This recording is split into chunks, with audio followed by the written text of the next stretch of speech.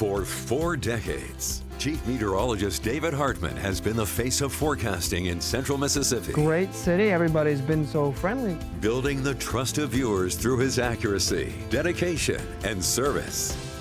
From sunny days to severe storms, A spin-up tornado in this area. David has been there to help keep you and your family safe. He's also been in the community. The David Hartman Angel Tree, what a privilege that is. From Turkey Drive 16 Gobble wobble. Woo, woo, we're having a good time out here. to fun at the Mississippi State Fair. Uh-oh, they gave me the rain. Tonight, in his own words, David looks back on his 40 years at WAPT. Well, when I was a little boy, I was fascinated by the weather. Growing up in Pennsylvania, it was blizzards and hurricanes. We didn't have the tornadoes that we have here in Mississippi, but not only was I fascinated by the weather, I wanted to tell everybody about the weather. Drove my mom and dad crazy telling them about the weather.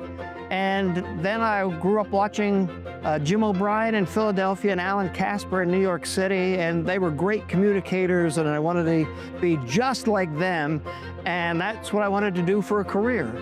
And I guess I got my career kicked off in high school because I started giving the weather during homeroom over the intercom to the school, and everybody'd ask me about the weather, the teachers, the big storms and all that. So it's just, I wanted to tell everybody about the weather, and that has always been my goal. Very small tropical showers. They're actually rotating around the north side of... Being here at Channel 16 for 40 years has just fulfilled really a lifelong dream to tell people about the weather. Tomorrow, again, it looks like a break from upper 90s. Something positive, at least, before it starts getting real hot again. I grew up watching TV in Philadelphia and New York City. And the interesting thing is, I ended up at Channel 16 trying to get to Pennsylvania. We have a new member of our staff team to introduce to you tonight, David Hartman from the Philadelphia area. Am I saying that right? That's correct. I was in South Carolina. 110 yesterday, that's the highest. And I was in contact with a news director up in Pennsylvania, and he says, well, I know a buddy of mine down in Jackson, Mississippi, who's looking for a chief meteorologist. Why don't you send your tape there? The rest is history. 45 years ago, having a meteorologist on TV wasn't commonplace. Well, here is David Hartman, as we promised, our new meteorologist, and on behalf of all of us here at Channel 16, I'd like to welcome you. Thank you very much. I was the first broadcast meteorologist here in Jackson, and I was able to bring more detailed, more specific information to viewers.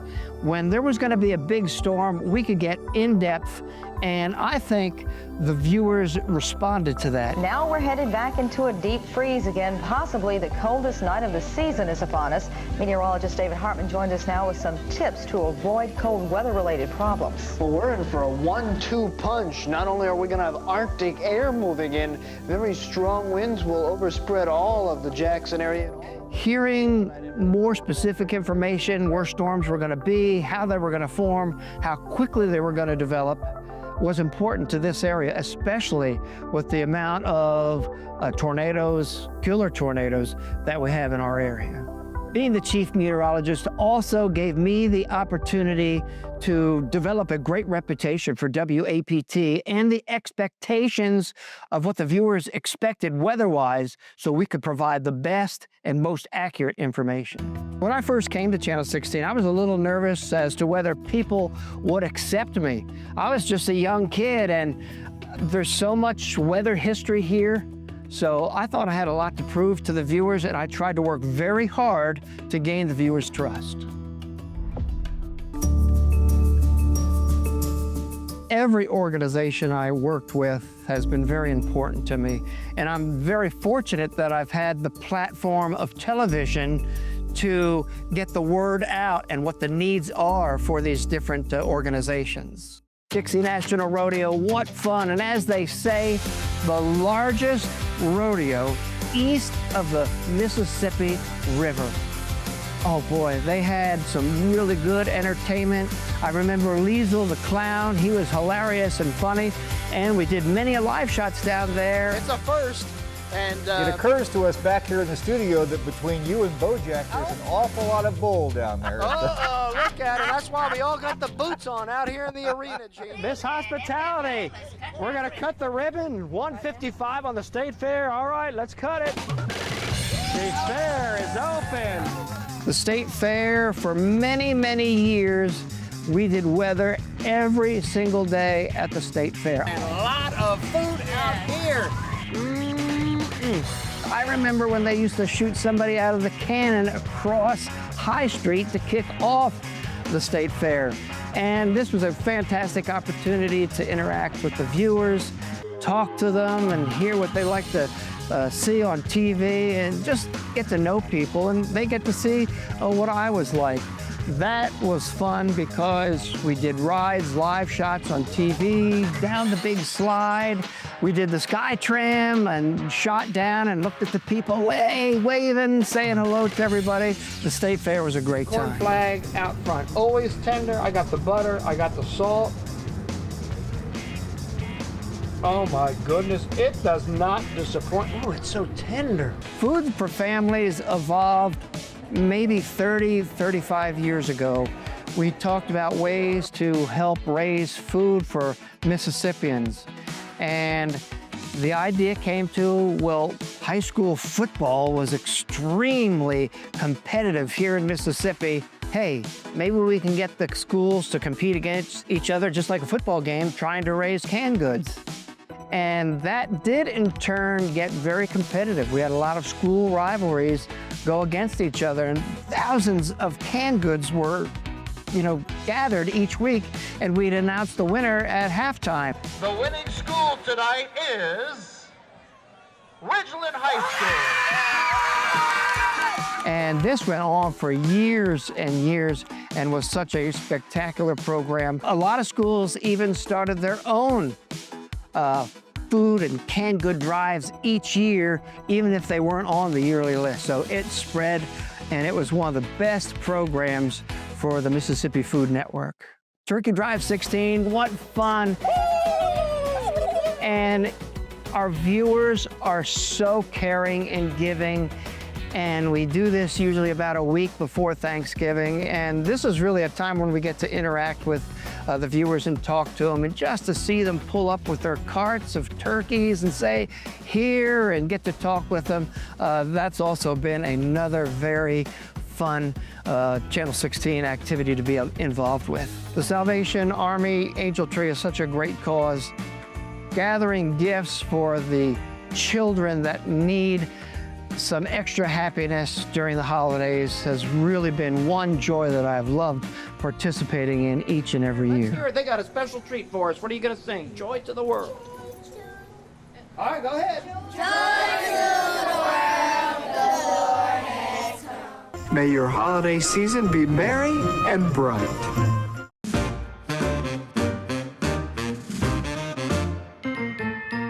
There's actually a story that goes with me tracking Santa Claus, and this possibly is going to be one of the biggest things that I miss from retirement, is tracking Santa Claus on Christmas Eve night. Merry Christmas, everybody. Well, it's that time on Christmas Eve. We take a close look at live Storm Shield 16 Doppler radar, right on schedule. When I was a kid on Christmas Eve and we were coming back from Christmas Eve services, we were headed back to the house, and Santa Claus was going into my neighbor's house.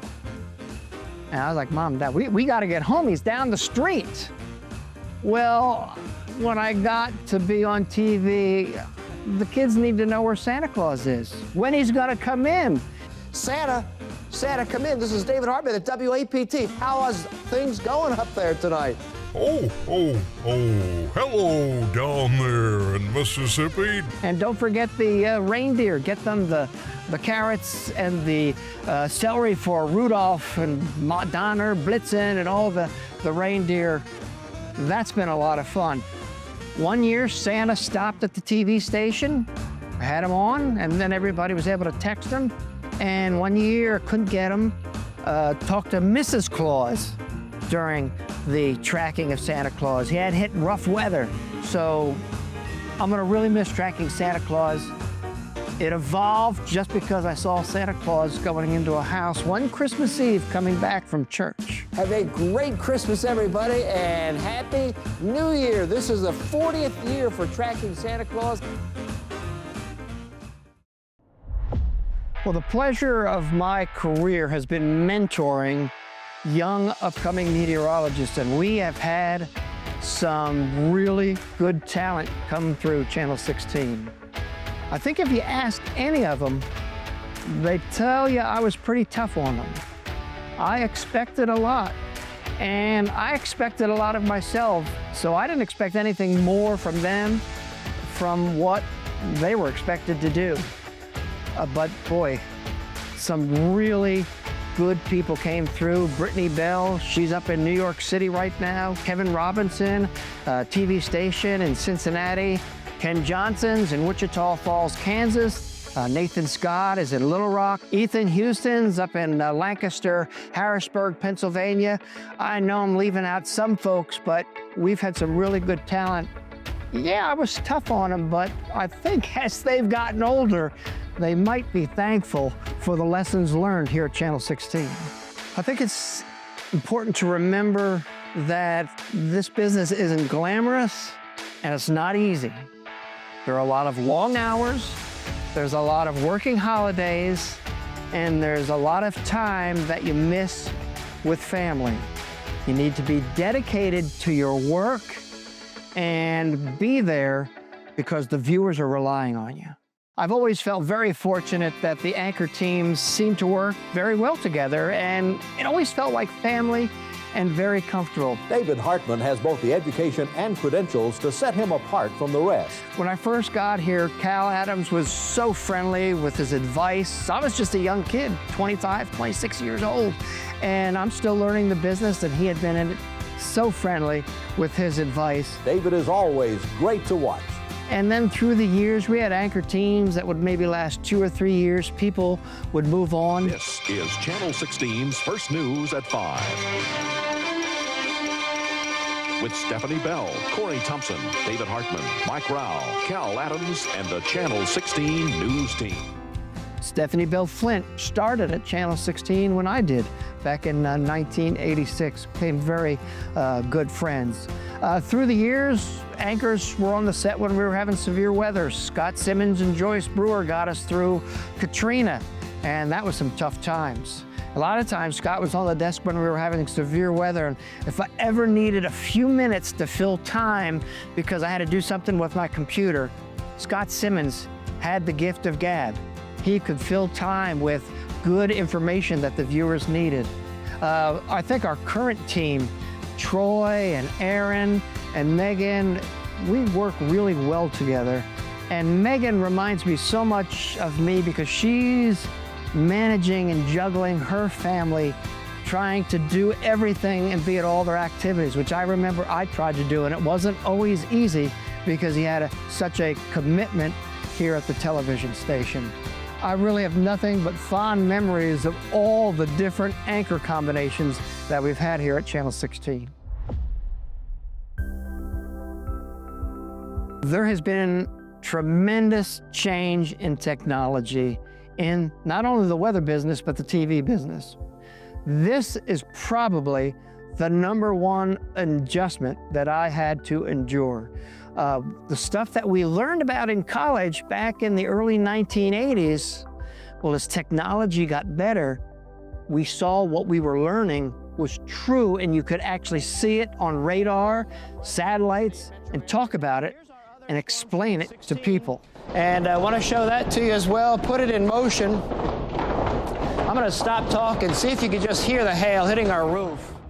And I've always been very fortunate that here at WAPT, ownership has always provided the tools necessary to keep the viewers up to date with the latest weather information.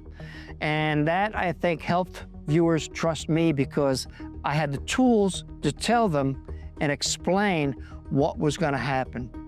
The biggest change in technology was the evolution of being able to tell where a storm or a tornado was, specifically on a street, and where it was going to be in the short term, so people could be prepared. Sure, behind the scenes, I had to learn a lot of stuff. It was almost like college sometimes, because as the technology changed, as Doppler radar changed and improved, I'd have to read and look and see, well, what does this radar image mean? What is it going to do, the storm? So I had a lot of learning as the technology was improving, and it was improving rapidly. For me, learning the technology as it was changing was extremely exciting and also extremely challenging. But my one goal has always been to tell the people exactly what was going to happen. I understand I can't sometimes do that, but that was always my goal, to give the most accurate and specific information. And as technology improved, it allowed me to improve that skill. We got a tornado right here, right there, just to the south of the TV station. We had a little bit of a spin right there.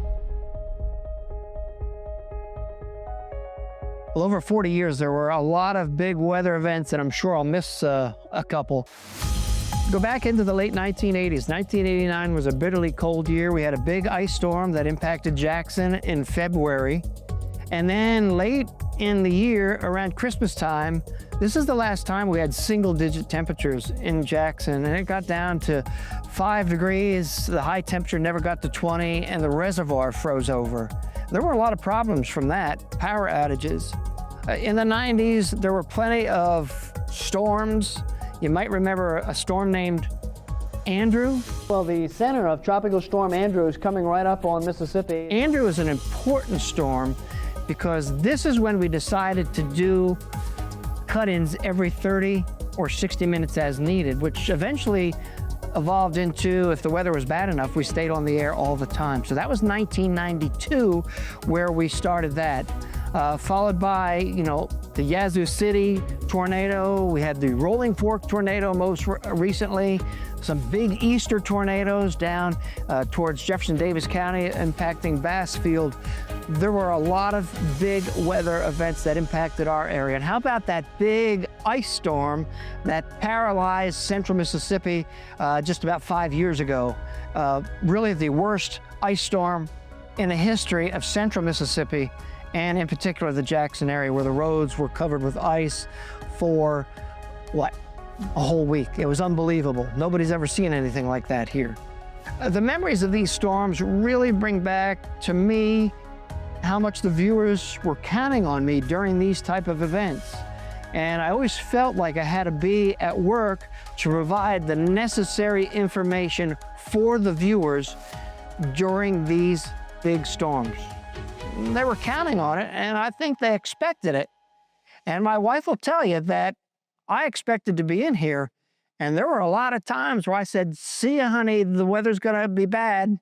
I'll let you know if you have to do anything at the house to get ready for the storm." So I also had the support of my family, which was fantastic. So I never took this job lightly, and I've always felt tremendous gratitude from the viewers, because you take me into your home and let me visit you every evening, and that's just something you can't take lightly. It was Gully Washer Central.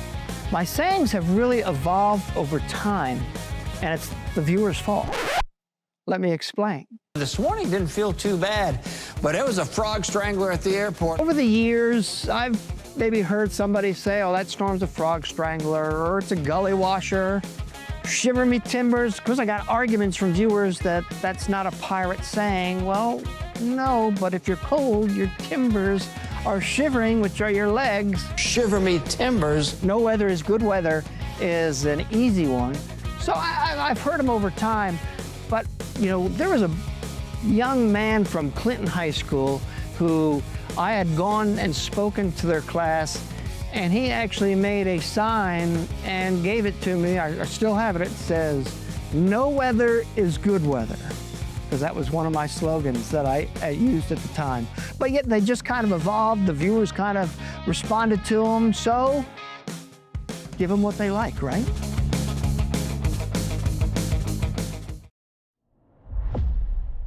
When I was a young meteorologist in Columbia, South Carolina, I was sitting in the newsroom getting ready for the evening news, and the phone rang. And I answered the phone, and the gentleman on the other end of the line said, "This is David Hartman from Good Morning America. I hear there's another David Hartman working for an ABC news station." Well, as a kid just out of college, I was ecstatic. I got invited to New York City. We cut promos with David Hartman. "You're David Hartman, I'm David Hartman." And I was on Good Morning America, so that is certainly a memory that I'll never forget. And then, of course, I got the picture with David Hartman. You remember, he was also a famous actor. He was in The Bold Ones before he was on Good Morning America. This isn't weather related. The total solar eclipses that I viewed here over the last few years, Dallas a couple years ago, and then Nashville back in 2017. When we went to Nashville, my wife didn't understand why I was so excited. And when it happened, she said, "I understand why David was so excited." Well, we took a lot of the family to Dallas, and you can't explain to people what it's like to be at a total eclipse. There it is, that's the diamond ring right there. Look at the diamond ring, spectacular. Oh, look, there's a small cloud and you see a halo. Look at that, the diamond ring is still, you can still see the diamond ring. Unbelievable. And, you know, you get weepy, you can't explain it, it's very emotional. And my oldest daughter's like, "Wow," screaming and crying all at the same time. It turns dark as night in the middle of the day. It lasts a couple of minutes, and then it's over. Nice breeze up here today. I got into cycling because some viewers may remember this. About 2013, I couldn't turn my neck, and I couldn't put my arm down, and I couldn't sleep in bed on a flat surface. I had 2 ruptured discs in my neck, and I was a big racquetball player at the time. And after the surgery, which was amazing, it was instant relief, the doc said, "Well, you probably can't play racquetball for a while, but cycling would be a good activity." And I just got addicted to it. And I cycle a lot. I've had some years where I've cycled 10,000 miles. Right now I try to get about 7,000, getting a little older, so I'm slowing down a little bit. But I try to get in about 150 to 200 miles a week. It's great exercise, it's a great way to see the countryside, and I feel good after I do it. Pickleball is going pretty good. I may start playing that a little more because I'll have time after retirement. Since I was a racquetball player and played a little bit of tennis, it's fun. I enjoy the social aspect of it, and get out there, and it's mostly guys 50 and 60-year-olds playing out there in the morning, so it's a lot of fun, and meeting a lot of different people. So it's, you know, coming along. I think I'm gonna get pretty good. Yes, I love working into the garden. That's one thing. I'm looking forward to spending a lot of hours in my garden. I love roses and flowers that bloom at particular times of the year. I'm really gonna miss when there's severe storms and sitting at my house and there's storms crossing the area and I can't tell everybody about it because that's what I've done for so long. I think I'll miss, you know, just being on TV, and, you know, you've done this for 40 years. But really, when there's a big storm and I'm at home watching it with everybody else, that's when I think I'm really gonna miss being on TV. We're gonna hit the road right off the bat. We're gonna go see Drew Brees get inducted into the Hall of Fame. October, we're gonna go over to France. Always wanted to see a lot of France. And of course, the Saints are gonna be there, so that works out very, very well. My wife and I have talked about a lot of trips we want to do. Next year, in the spring, we're going to go to Italy. In 2028, there's going to be a big solar eclipse in Australia, so we're going to do a trip to New Zealand and Australia. And, well, you know, international travel is great, but there's a heck of a lot to see here in the United States. We're going to pack up the corgis, and we're going to see a lot of the United States, make some long trips around the country. I'm not saying goodbye, I'm saying see you around. We're still gonna live here in Jackson. Our grandkids are here. We'll be spending a lot of time with them. We'll be at their ball games, see you at the movie theater, stores, and I hope it won't change from when I'm on TV and everybody comes up and says hello and how are you? I hope that continues. Still gonna be here, and I really hope you ask me what the weather's gonna do.